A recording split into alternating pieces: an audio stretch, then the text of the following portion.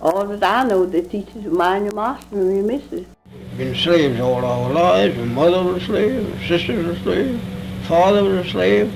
They treat me nice as they could treat me. And if I want anything, I'll ask for it. I was taught it that way by my old master.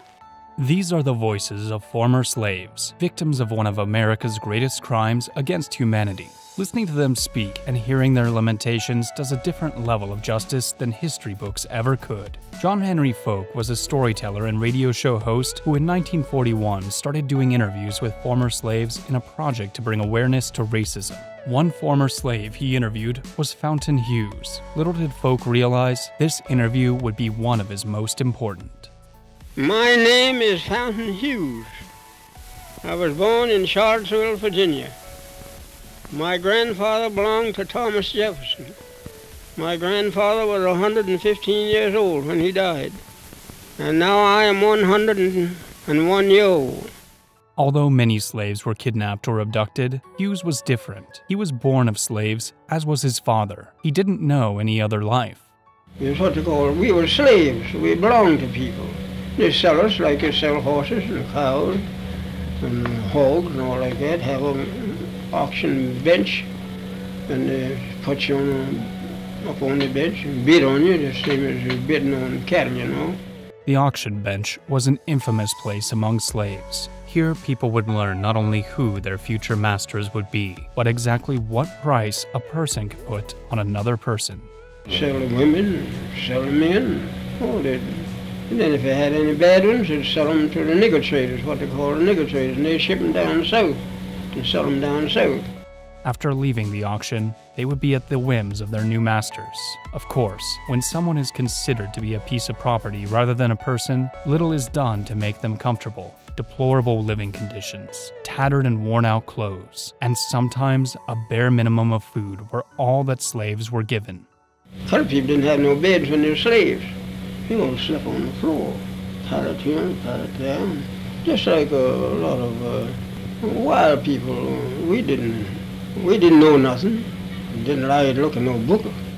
Often, the slaves were only dressed in what they showed up in, made mostly of rag and cloth. The lucky ones may have had a pair of shoes or some denim. That's why they never wore no shoes until they were 12 or 13 years old. And now people put on shoes on babies, you know, when they're month old. I don't know. Put shoes on babies just as soon as you see them out in the street, they got shoes on.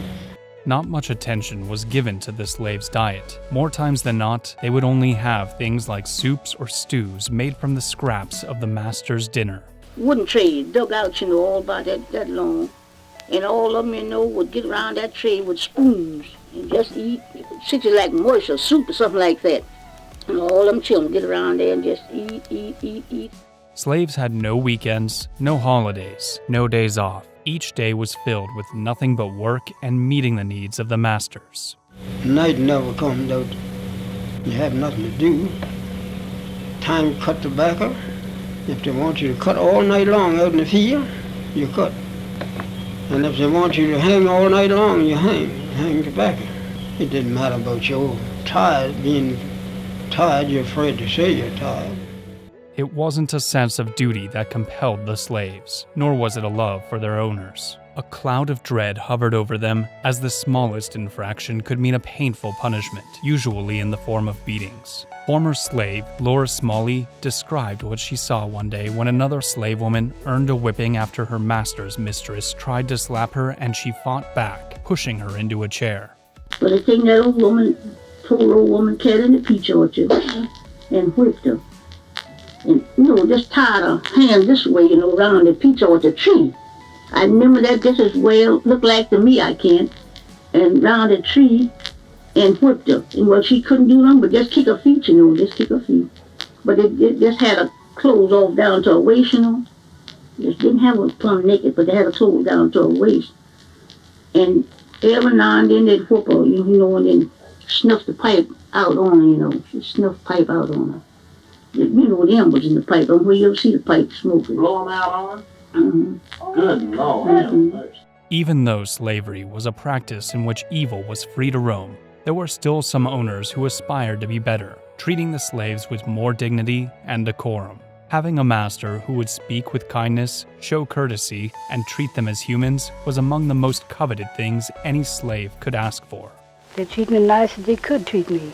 And they all treat me nice. All the white folks that know me, they treat me nice. And if I want anything, I'll ask for it.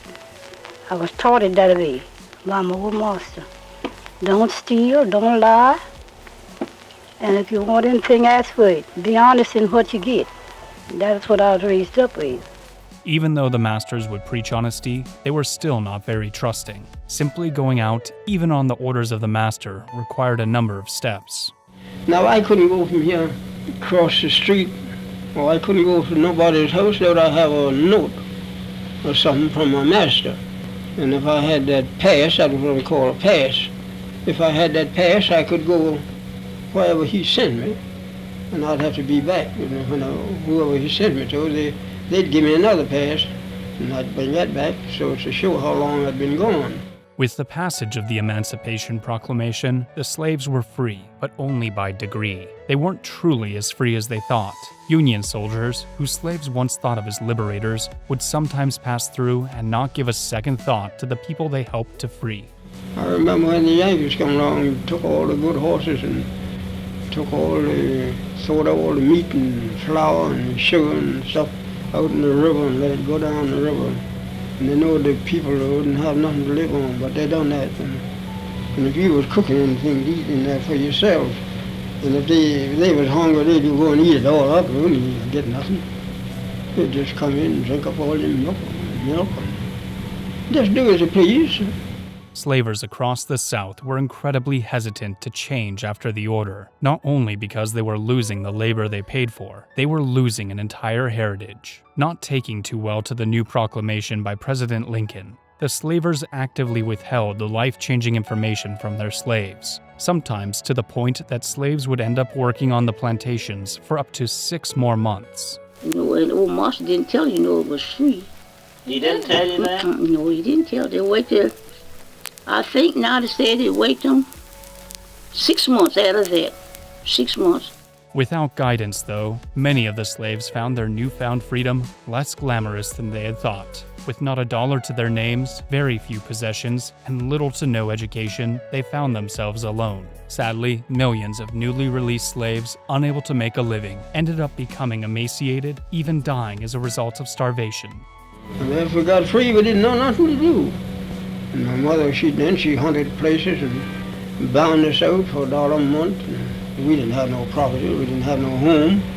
We had nowhere, nothing. We didn't have nothing on it, just like the cattle, we were just turned out and get along the best you could. Colored people is free, you ought to be awful thankful. And some of them are sorry they are free now. Some of them now would rather be slaves.